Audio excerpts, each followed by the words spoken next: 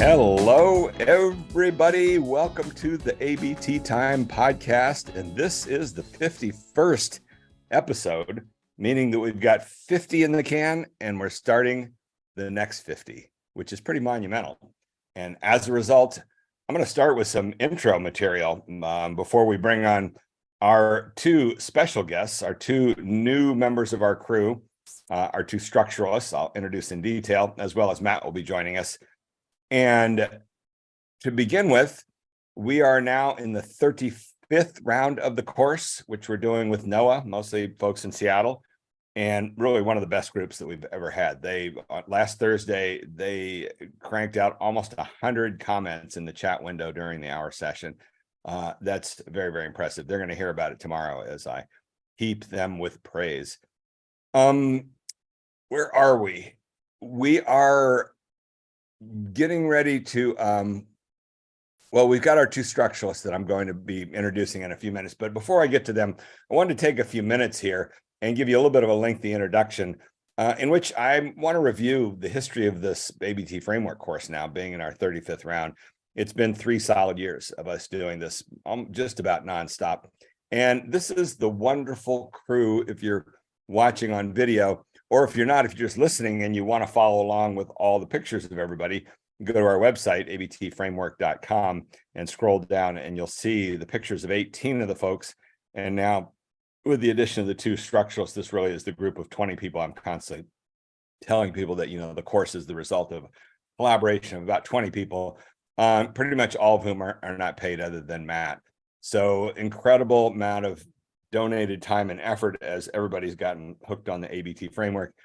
And it kind of, it actually all begins, all these photos here, with the second line first guy, Brian Palermo, who for 12 years we've been working together. He was part of my Storymaker workshop at the very beginning, 12, 13 years ago, I think 2010, 11, and co-authored the book with Dory Barton and me called Connection to Hollywood Storytelling Makes Critical Thinking. Brian is improv actor instructor from the Groundlings, who is tremendous and so good that he's a solid part of the course now. One of the 4 guest lectures that we have in every session for the last probably 20 rounds of it, over and over again. The second guest lecture is up there on the top row, the second person over, Diana Padilla, and she's from the science world, as well as Park Howell next to her. And what happened with Diana was that she listened to the very first round of the course, and I had Park Howell as one of the very first guests, and she heard things in what he had to say from the business world that clicked with her. As she said, this is just like writing proposals. Basically, writing a proposal, you're a salesperson as well, and these are the same sorts of techniques. And so they began talking, and then Nancy Knowlton, who's on the second row there next to Brian Palermo, same sort of thing. She heard things in Park's presentation when he talked about the narrative spiral, and she connected and said, what, that's the same thing that's gone on with the history of the American environmental movement. And she applied that to kind of her perspective on American environmentalism. And those are our 4 guest lectures now for about the past 20 rounds. In the first 6 or 7 rounds, I must have brought in about 30 to 40 guests. The first year and a half or so, we kind of were just threw the net wide and had different people come in. And then by about the 10th round, it shook out to these 4 people that really were a perfect match. And what's so cool now is they've given their presentation over and over again. And with each iteration, we do notes and talk about it. And they've just gotten better and better and better. And then you see top left corner is Mike Strauss, who is kind of one of the central heart and soul elements of the whole ABT framework. He brought me into USDA in 2014, and we ended up kind of incubating the whole narrative training program there at USDA more than any other place. He's been a pioneer and really a tremendous resource all the way to the present. He retired a few years ago from USDA. Going across the line there, Doug Passon, from a lawyer, a public defender, who was buddies with Park and also got hooked on the ABT and became the co-author for the law version of the book. Next to him is Shirley Malcolm, who is one of our guiding voices, from longtime head of education for the American Association of Advancement of Science. And she got it on the ABT from day one. She and Mike Strauss were buddies from AAAS from way back when. So she's been present all along. Next to her is Rick Nelson, also one of the founders way back. He was with U.S. Fish and Wildlife Service in North Dakota and is still part of the group. I mean, these folks, like 7, 8, 10 years continuing to be part of our group. This is the greatest strength that we have for resources. The next line there in the middle, you see Matt David, who is now my co-instructor in the course. In fact, he just taught an entire round himself with Counterpart International. So he's gotten to the point where he's absorbed the ABT framework at such a deep level. He's his background is in screenwriting, but he gets it now in some ways better than me at times. Next to him is Dave Gold, who is the Democratic Party strategist lifelong. And he ended up collaborating with me on the politics version of the Narrative Gym book. And then here's the important point of the reason why I'm going through all these names is that everybody's got limited energy to throw into this stuff, again, because nobody's paid. And so with time, some of that energy tends to start to flag a little bit. And at the end of the first year that we did the course, just as we were starting to stall out a tiny bit, we got these 3 wonderful people that joined in. Marlis Douglas, Keisha Barr, and Julie Clausen, all from the science world. And they came in January 2021 and brought a whole new burst of energy to it. Marlis and Keisha ended up being the co-authors for the science book that we released a few months ago. And Julie has ended up recruiting to really kind of founding the Climate Ambassadors program from the American Fisheries Society and bringing in 2 entire rounds of the course from them. And in fact, she's practically part of the NOAA round right now, showing up for the session. So really tremendous collaborator. Liz Foote is written up in the Houston book in 2015. She was an earlier person who early on applied the ABT to her speaking engagements and wrote to me and said, wow, this thing's amazing. And next thing you know, she got recruited to be part of the team. Michael Bart, same thing from the National Park Service, helped run some of the story circles we did with them in Colorado. And then the next 2 are from the business world, David Pullen and Sarah Jane McKechnie, who are their organization's called Story Spotters in the UK, and they are enormous proponents of the ABT now. They're running workshops over there all the time, and there and in South Africa.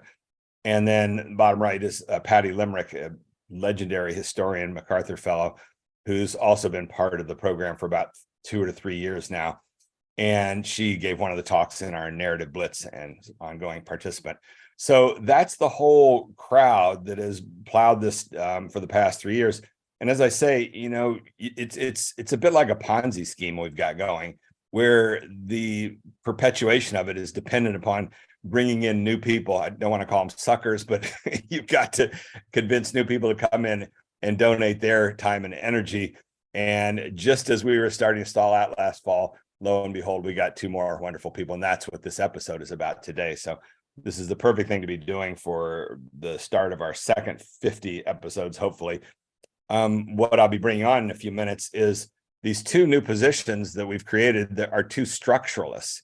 And this arises from working circles, which weren't part of the program in the beginning, but we added them around the 5th or 6th session and then quickly formalized it so that now they're kind of an extramural activity to in addition to the course. Everybody in the course has to host 1 working circle and take part in 2 as a participant. The sessions are a half an hour scheduled independently, and they're generally 3 to 5 people that get together, one of whom presents their ABT, and the others are in the course, and they use the tools to work with this person for half an hour to try and strengthen their ABT and make it the best that they can. So that's gone really, really well. And we've done, I don't know how many hundreds of working circles at this point. They've all been good. We've never had any complaints, and there's never been one that's been a bust. But we do get reports from time to time that they can go a little afield, and we've got very set guidelines on how to run a working circle. And then sometimes you hear like, well, they didn't quite follow the guidelines. So we've kind of all along thought we maybe should have some sort of quality control person involved there. And lo and behold, these 2 folks came along and turned out to be the perfect match for what was needed. The title we've come up for them are the Structuralists. And let me tell about each of them first before I bring them on. Ayla Fox has actually been part of the ABT Framework group for 7 years, not very formally, but she did take part in, I think, 3 or 4 demo days starting in 2016, and has been attending sessions all along and applying it. She's a filmmaker in Rhode Island. She went to the University of Rhode Island undergraduate, got a dual major in conservation biology and filmmaking, and makes videos for conservation groups all through New England and based out of Rhode Island. But interestingly, her father has owned a construction company throughout her life, and she grew up as a little kid working with her father's construction company, eventually driving tractors and bulldozers and excavators and all sorts of heavy machinery. And now she has her own company. You could describe it as, I guess, water landscaping. They build koi ponds and streams and fountains on great big properties mostly around Rhode Island. And that's what makes her most interesting, is that she's not an academic. She did get the undergraduate degree, but she works with working class folks. She hires crews that go out and do these jobs that she directs them in.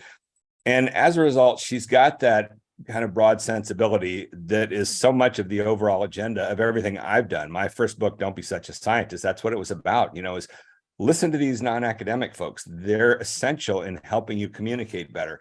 You're never going to master the communication thing if all you do is hang around with PhDs. PhD training is very, very important, wonderful, produces very valuable personnel, but you don't get better at communication when you pack more information in your head. You have a harder time with it. That was the point of that book. And as a result, you need to partner with people that are less informational, because they are your pathway to better communication. Of course, my overall message is that the science world needs to partner with the business and entertainment communities, because they're the ones that understand communication. So that's Ayla's non-academic background. And then similarly, our other structuralist, Devo Brown, is, well, let's see, I met him about a year ago as he's a part-time carpenter. And I had just adopted a dog who sprinted through our screen door and came crashing down. And I called a friend and said, a carpenter who come fix the screen door? And she said, oh yeah, call Devo. And so he came over the next day. And as he was working on it, we began talking. And first off, he never even finished high school. He calls himself an autodidact, that he's just really good at reading books and teaching himself lots and lots of stuff. He went into the military, and then eventually found his way to Hollywood as an actor for a bunch of years. And then from there, kind of segued into working with in drug rehab groups and as a life coach and in counseling, basically. And as a result, he's developed very, very good communication skills. He's one of these guys who's just got deep narrative intuition, which is exactly what we need. And same with Ayla, just this deep understanding of how narrative structure works. And so that first day working on the screen door, he asked me what I do, and I started telling about the ABT, and he was instantly intrigued. And I ended up giving him the Narrative Gym book. He came back the next day to finish the screen door, and he said, yeah, I read that book twice last night. And the rest is history. He began sitting in on the sessions. And then by the beginning of this year, both of them were sitting in the sessions, and Matt and I just came to this realization of this is exactly what we need, is these two people that can start to work with the working circles as structuralists. That's what they are now. And we've now had 2 rounds of the course. First with round 33 with Counterpart International, and then round 34 with U.S. Forest Service and Bureau of Land Management, in which these 2 structuralists, one of them has been present for every one of the working circles, and that's going great.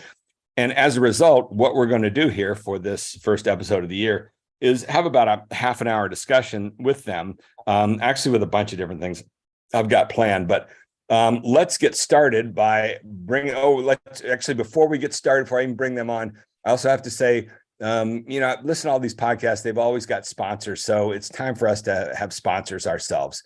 So I want to introduce our new 3 sponsors for the ABT Time podcast, which is first off the Dobzhansky template, bringing you a better understanding of narrative one word at a time. If you know what it's about, you know what that means. And the Singular Narrative, our second sponsor, boiling the whole world down to one thing, holding up your one index finger. And thirdly, the Inner Circle, which we're going to talk about in detail, is our first little exercise. But and basically, this is all a joke. I don't understand how these rich, wealthy people have podcasts, and then they have to have sponsors and interrupt their dumb podcast by having commercial advertisements. what does it take to do a podcast?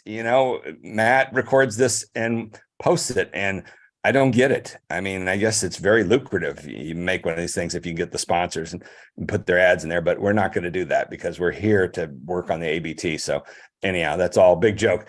Okay, so this is going to be our first topic of discussion. But first, Ayla and Devo and Matt, how's everybody doing here on a Monday morning? Devo, how are you? And muted is the answer. We're not hearing a word. And Ayla, how are you doing?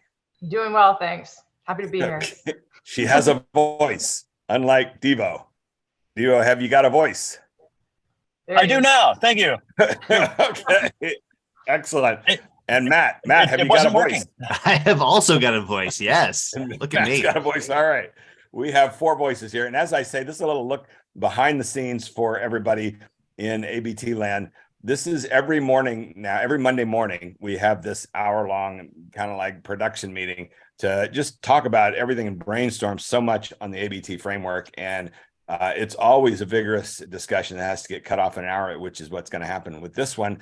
And we will try and keep things clean here and not specific. We won't name any names, anything like that. But we mostly spend the time raving about how well things are working. And we could spend this whole half hour talking about this NOAA group and how they came up with almost 100 comments last Thursday. So it's very constructive in general. But here's the first thing I want to do is that I'm going to show this little clip, and then I'm going to have the 2 of you in particular talk about it. So honest to goodness, on Saturday, I was out surfing. And when you go surfing, especially on Saturday morning, you get all of these dudes that are all out there hanging out, and there's a long wait between waves. And during those waits, you get pairs of guys that are sitting there gossiping about everything in the world. And I swear to you, right next to me was 2 guys who were plumbers. And they started talking about some job that one guy was doing. And all of a sudden, it all came rushing back to me. How could I have forgotten this joke from Steve Martin from so long ago? In the beginning of his career, he had these 2 incredible super hit stand-up comedy albums. And this is from one of them, and it's a little over a minute. So listen to this, and then we shall discuss. And Devo, you in particular are going to be responsible for detailed discussion here on this. And do you know this? You know what I'm going to show, Devo? I think I do. Okay, here we go. Yeah. Hey, I don't like to gear my material to the audience, but I'd like to make an exception because I was told that there is a convention of plumbers in San Francisco this week, and I understand about 30 of them came down to the show tonight. So before I come out, I worked up a joke especially for the plumbers, and now those of you who aren't plumbers probably won't get this and won't think it's funny, but I think those of you who are plumbers will really enjoy this. And so if you're not a plumber, please just bear with me for a while and just kind of hold off on this, but I would like to do this for the plumbers. So here we go. This lawn supervisor was out on a sprinkler maintenance job, and he started working on a Finlay sprinkler head with a Langstrom 7-inch gangly wrench. Well, just then a little apprentice leaned over and said, you can't work on a Finlay sprinkler head with a Langstrom 7-inch wrench. Well, this infuriated the supervisor, so he went and got volume 14 of the Kinsley manual. And he reads to him and says, the Langstrom 7-inch wrench can be used with the Finlay sprocket. Just then, the little apprentice leaned over and says, it says sprocket, not socket.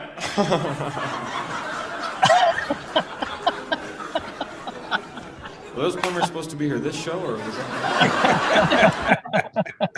that... Okay, Devo, lead the discussion on that. Oh my God, where do I start? It's so funny. Is that not the perfect inner circle, outer circle demonstration for you? Exactly perfect. Yeah, and it's so funny because people who get in discussions that deep, especially dorky engineer types like myself, we don't realize that we're that deep.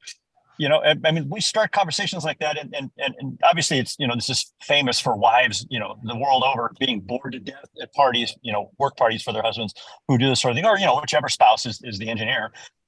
Same kind of thing, exact same kind of thing. But we've been experiencing a lot of that in what we do, because this whole inner circle, outer circle thing, we only draw it when we do our diagrams of the inner circle, it's just tiny little line, but it's actually a wall. It's a 10-foot wall sometimes that you just can't people from the outside trying to peer in can't see. They just don't understand what you're saying. And it just seems like, well, it's so transparent. We're just talking about the most obvious things here. And you can't. People just don't understand it. Just don't at all. Is that not the truth, Ayla? Does that resonate with you and your world, Oh. even if construction? 100%. I was actually just last week, I was in a homeowner's yard and I was trying to describe what we're going to do. And in the default mode is to go into all of the, like, you know, we're going to get this machine in here. We're going to dig this many holes. It's going to be this deep, like the and the wife just looks at me and she's like, is the grass going to get wrecked? And I was like, duh. Yeah, it just made me think like, okay, I got to stop selling the plane ride and talk about the destination. Like, you know, all the detail stuff that's really just inner circle crap that they don't, you know, it's just, yeah, you get bogged down in it, but that is perfect inner circle, outer circle.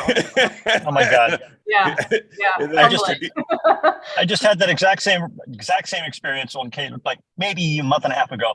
This guy, big rock star, you know him, you recognize his name in a second. And he's got a beach house down here in Malibu, and friend recommended me to go see him, and trying to fix a leak, right? And so it's like this double house, and so I'm starting to go into it like, well, you know, the way this is actually done, and we're standing out on his deck, and I said, there's a lap that comes under, and then a lap that goes over, and it's very much like the roof, you know, the problematic that you have, you know, with your roof, and tell him all that, and I'm using all this technical term, and he finally just puts his hand up and he goes, I make records. Can you fix it?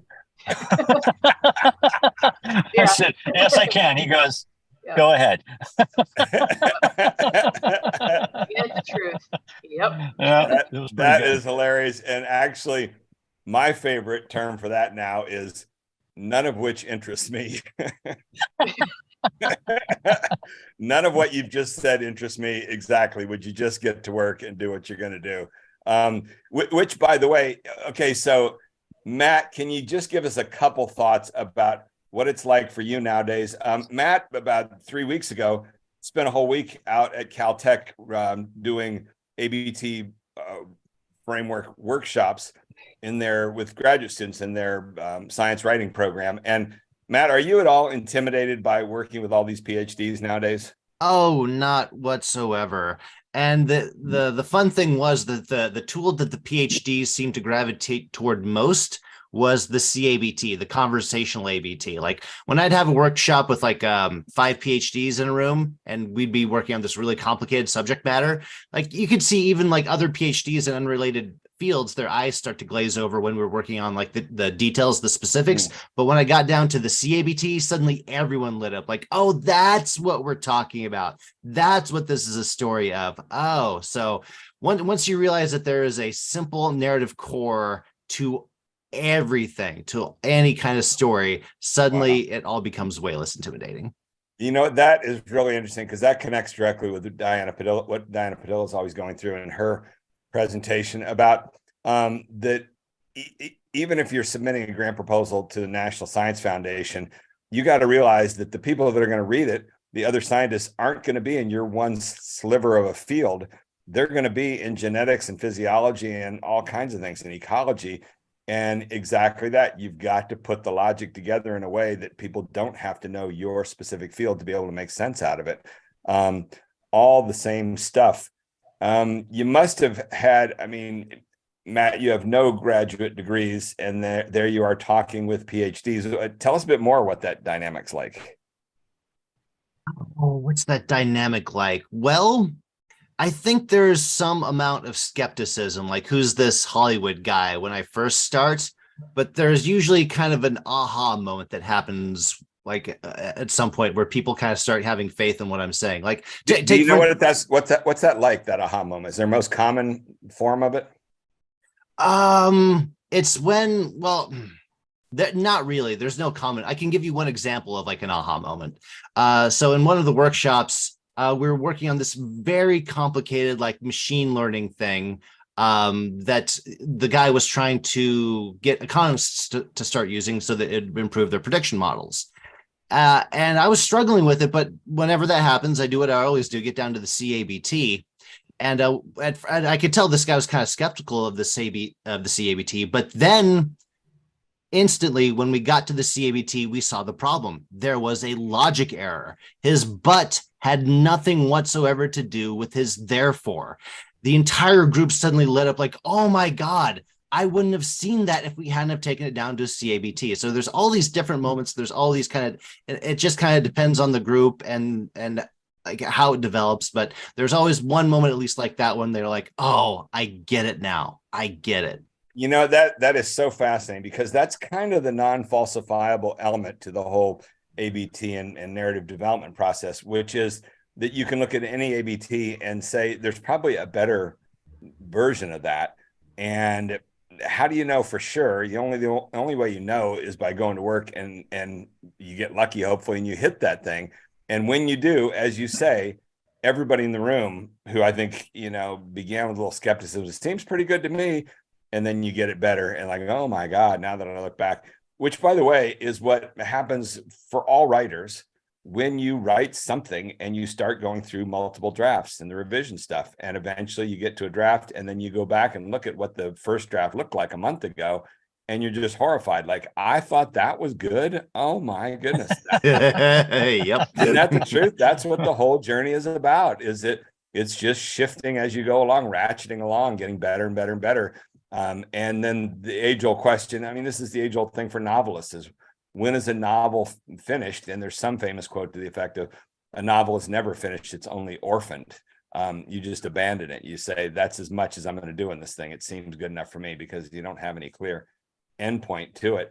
Ayla, do you run into the stuff with the working circles that you've sat through of them? Yeah, 100%. I actually kind of termed it just personally as like problem solution alignment. A lot of times, folks will, the one who's running the circle will kind of, explain their ABT first, read it off, and people are really quick. I think we're inherently, our brains look for problems, and we can kind of feel that source of tension, and they'll be like, oh, it's right, it's here. If there's a but statement, it's right after that.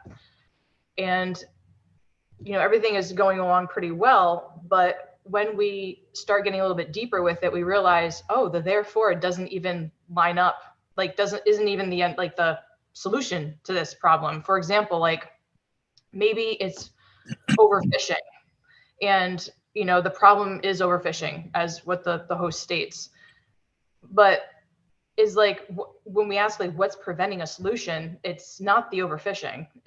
We're not doing anything about it. Maybe there's no regulation. Maybe there needs to be updated quota limits or something like that. So I just call it problem solution alignment. Sometimes it's just mismatched. Yeah. That's a really good term, actually.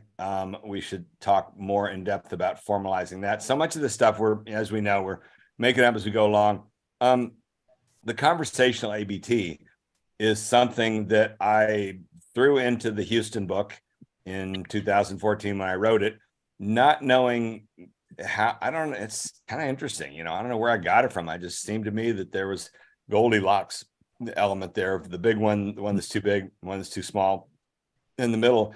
And after the fact, after the book was published over the years, we've slowly brought it out. Like, Matt, you remember we didn't use it much in the beginning of the course. It's like the last year and a half that we really started to settle in on it. I think that the pivotal moment, actually, with all credit to Patty Limerick, the pivotal moment happened when I worked with a group of a dozen history graduate students at University of Colorado, and we did this one exercise where we did a dozen in a row of each person looked at their ABT, and then I had them take a shot at the conversational ABT. And by the way, for anybody who doesn't know what we're talking about with the conversational ABT, it's the idea of shrinking your ABT all the way down. You get rid of all the content, basically, and you're left just with the story elements, in which it's very broad and generic. You can't even tell what the subject matter is. It's, we've been doing something and it's been working, but it's getting out of date. Therefore, we got to update things.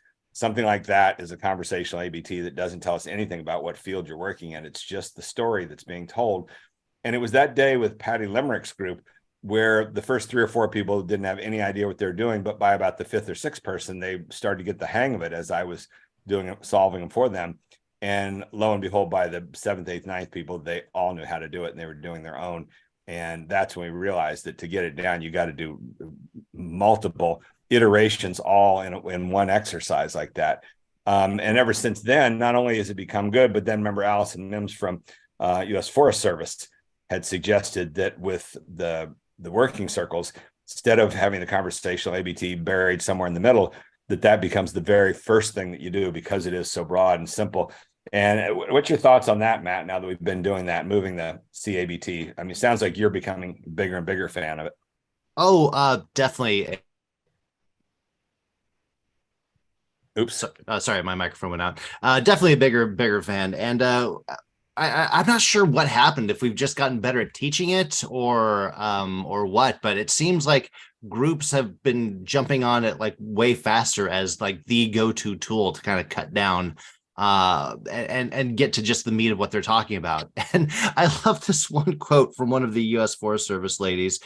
She was saying how she got into such practice with using the CABT, she's actually starting out talks with it. But half the time the people will say, "Oh, that's all we need. Just your CABT. We got it now." All done. Thank you very much. That's amazing. And you know what, we've been on this journey of basically trial and error, and we come up with these ideas and we have these long talks and I run it by you guys and then we try it out. And if it works, it starts to catch fire. That's really the start of the Dobzhansky. Was I crafted that in the connection book long ago. And then it was the groups that started using it that started telling us like, that's one of the most powerful tools of all, bit by bit. Devo, you got thoughts on the conversational ABT? Well, I was just thinking about something that we did. In fact, I think it was only, it was less than 2 weeks ago. It was the same group that we're working with. There was a guy he just couldn't get away from all the different elements that he was trying to put together for this particular ABT that he had. It had something to do with freshwater fishing or something like those lines. But every time we tried to kind of pare it down, we really couldn't. We're trying to get to the problem. Like, we're working on the problem first, and we just couldn't. And so he's bringing in all these elements, and I'm thinking, well, which one is the most important? And he was so indecisive. He says, they're all important. I can't get rid of any of them, right? It's just like every one of them. And so some of the people that were actually participants also were in agreement with him. But one of the things that I noticed is that they kept talking about these factions, the people that are involved, okay, like the users and the end users, and then there's groups and things like that.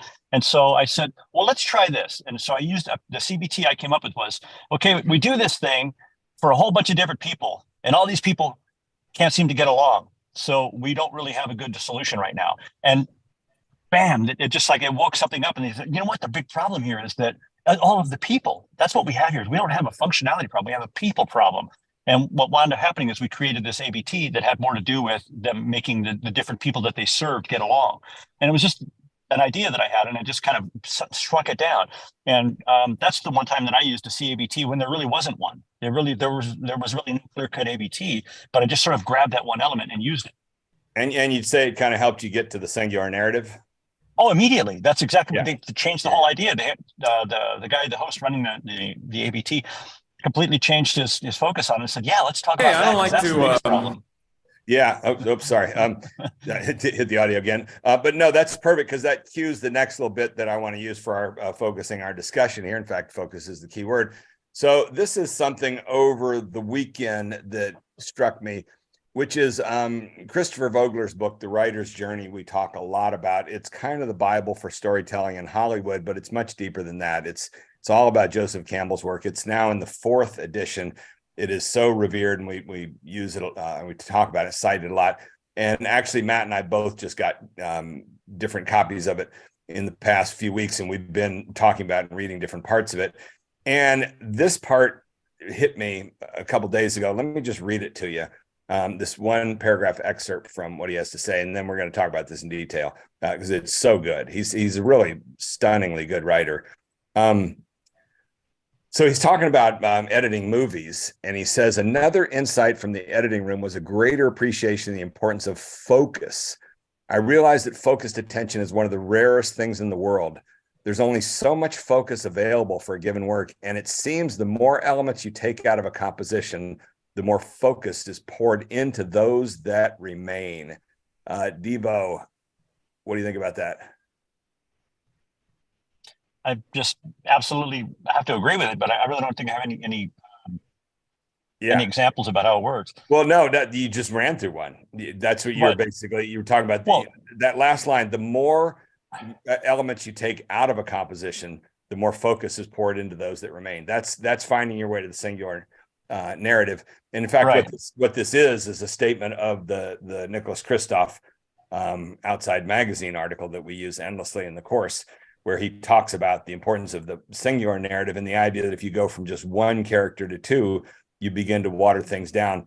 This is saying that in the reverse. Right. The more elements you take out of a composition, the more focus is poured into those that remain. Matt, you got any thoughts on that quote? Yes, and we see this in the class all the time. People trying to add extra narrative elements, just throwing everyone off. It happened to me. One of the first workshops I ever ran. This woman had an ABT about like helping to save the manatees down in Florida, and one of the elements of that ABT was how they're trying to feed the manatees with old lettuce and old lettuce scraps in order to keep them going for in the meantime. And that's the narrative that I went down, like, oh, okay, so this is what your narrative is all about. And I was trying to help her on that, and she's like, oh no, that was just like a funny side story. Like, my main narrative is that we have a people problem, and we need more people to come help the narrative, these manatees.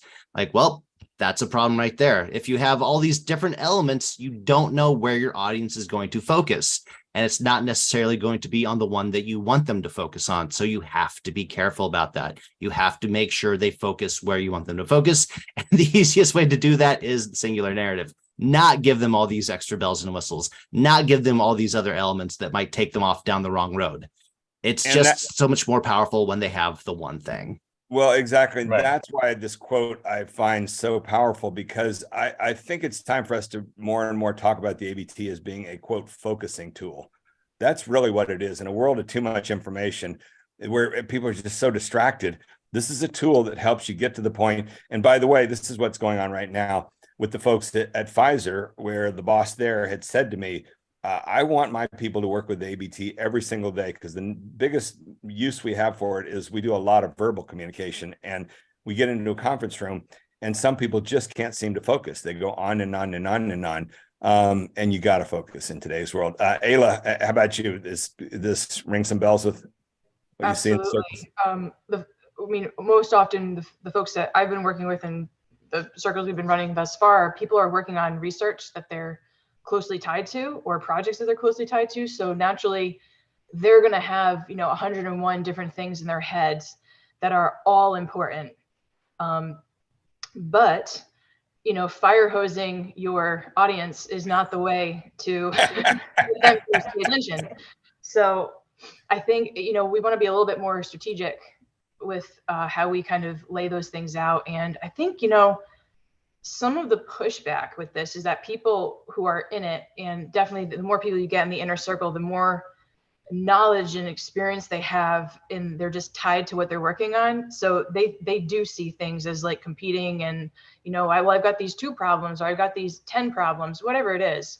But there's always a higher level that can encompass everything. It's almost like the common denominator, and you just need to find it. I've found that the Dobzhansky can be really helpful with this, as well as just starting out the gate is what's preventing a solution, really figuring out that problem. That is such a big thing. Yeah, you're right. So often the solution's not that complicated. This is what way back when Jeremy Jackson and I worked on ocean conservation with shifting baselines, we did a video that ended with him just basically saying, the solutions aren't very complicated. 2 things: just quit taking so much out of the ocean, overfishing, and quit throwing so much poison into the ocean with pollution. We know how to change those things. The problem is trying to convince people, change minds to actually act on that. Now we have a bit of a divide here, because you've used the term fire hosing, whereas I think Devo's more fond of deluging. We may have to resolve this eventually. I think more of happening all at once, like the entire tank of water is just completely flooding the area. Kind of a tidal wave sort of thing. Yeah. We're going to have an ongoing debate on those 2 terms, because we have to agree on one. But right, we really want, what we're aiming for is something. If we're going to use water, we really want to go for like a water saw, something extremely, like a very narrow, focused, put all the power, all the thing behind it. you can cut through anything. Now, is that a Jackson McPherson water saw model 397? With No, You whatever better get out your McKinsey manual. Wait, are you talking about a socket or a sprocket? Is that a saw or an awl? Yeah, That was completely awesome. different. Let's see. All right, so we're going to wrap things up here. This has been a good little sample for people to get an idea of the chemistry we've got going in these weekly Monday sessions. As I mentioned, currently this 35th round of the course with Noah is really a tremendous group that's knocking it out of the park. I had asked both of you to think up a few of your favorite moments so far in the working circles, and let's just see if you've got one in particular you want to share. One moment that you've really seen the working circles do something great, or it's just kind of grabbed you. Let's see, Devo, you got one that comes to mind? Yeah, I do. And it's funny. It was that same guy who we were talking about all the different factions, and it sort of, he completely changed his ABT. But what was really interesting about it, and what I really enjoyed, was that the ABT, obviously the structural component of it, like, okay, we have these three components, and we break it down, and we use the tools that we use. What's great is that it's sort of a template that even if somebody who is like this particular guy has 1,000 things he wants to include in, and he had so many things that he felt impassioned about in this particular genre, this particular area, that he wanted to include them all in this ABT, and he couldn't really make his mind up. And so what we were able to do is we were kind of, even in a half an hour, we were able to kind of chip it down and get to just the problem and kind of an idea of where the setup could go. Okay, so I think we did really, really well. That very same guy, the next day you picked him to do his ABT in class. And it was pretty amazing, because what he had done is he had the original ABT, which is what you had been working on. And by the time you guys were done, you had whittled it down to about the same thing that we did. It was amazing. You kind of, like, completely separate from us and completely independent, had come to the same sort of conclusion, even though it was really far afield from what was actually in the ABT originally. And so it just showed how well the tools really, really worked. That's kind of a nice little validation. Exactly. Like, Absolutely. Yeah. Absolutely. The second time it comes out the same way. That's really nice. Ayla, you got one little story? Mine's a bit more of a, it's when I see, like, the light bulb comes on, and at the beginning of each of these sessions, people are new to this, and the tools are new, everything's new. And you can see they're trying to just get their bearings. And the ones that do, like, they're starting to put things together. There's a few moments during the working circles, because I see everyone a few times. Like, we'll match different people will come to different circles. So I'll usually see the same person maybe 3 or 4 times over the course. And there's a moment in kind of around the, like, 50 to 60% mark, like, going through the course mark, that they begin to start to get it.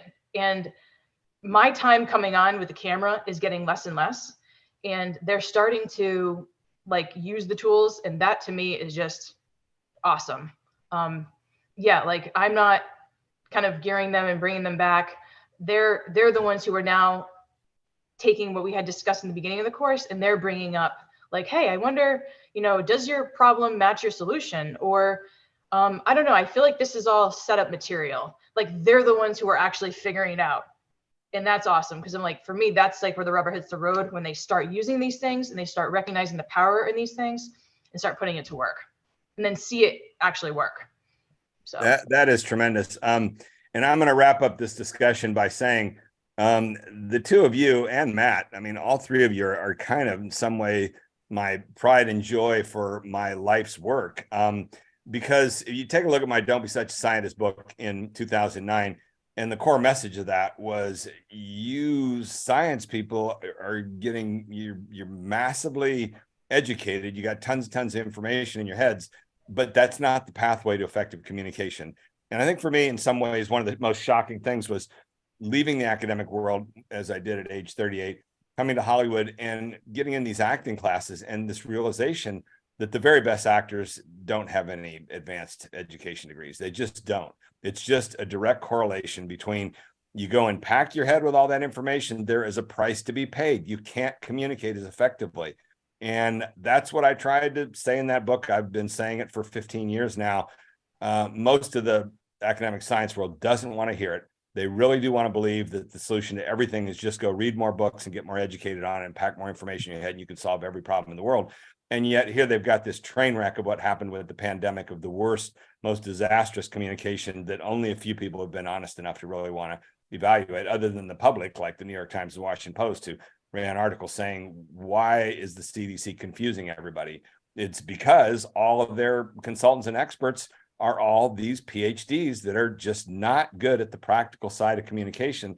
The business community is, the entertainment community is, and people like you two are. You know, you live out there in the real world working with people on a daily basis. You have the instincts.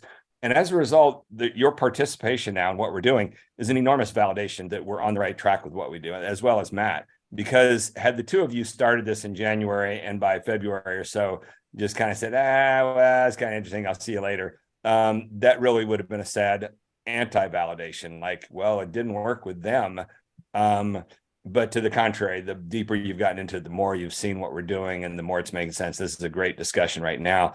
And, you know, the future is very bright ahead of us. We've got a lot of work to do and lots of these groups lining up. And believe it or not, you folks that don't have the advanced degrees are the guiding lights for how to do this communication stuff. And that is such a conundrum. You know, it's like the old Chinese finger puzzle that you put your fingers in the thing, you pull apart, and the harder you pull apart, the tighter it gets. And somehow you have to go in the counterintuitive direction. And that's what the science world needs to do, is go in this counterintuitive directions. The solutions do not rest with bringing in teams of PhDs that have PhDs in communications. They're the least capable for understanding the actual real world practical dimensions of communication. So anyhow, this is a really, really good discussion. Thanks, you guys. Thanks, Matt. And this is what we do every Monday morning. And it is the most fun part of the week in terms of just seeing where we are and updating. So you guys starting circles this week with the NOAA group. Is that right? Yeah. No, we've been doing them. Yeah, I've got one. I think you have one at 10. You got one in a few minutes starting. So Yeah. But no. Yeah, we started them this week. Cool. All right. Well, Today. we'll probably do another one of these discussions and share it as a podcast episode down the road a little bit. But this gives everybody a little bit of a feel for the inner mechanics of the whole group. So have fun with your working circles. And thanks, Matt, for everything. And here we go with another great week of ABT Framework agenda. Thank you.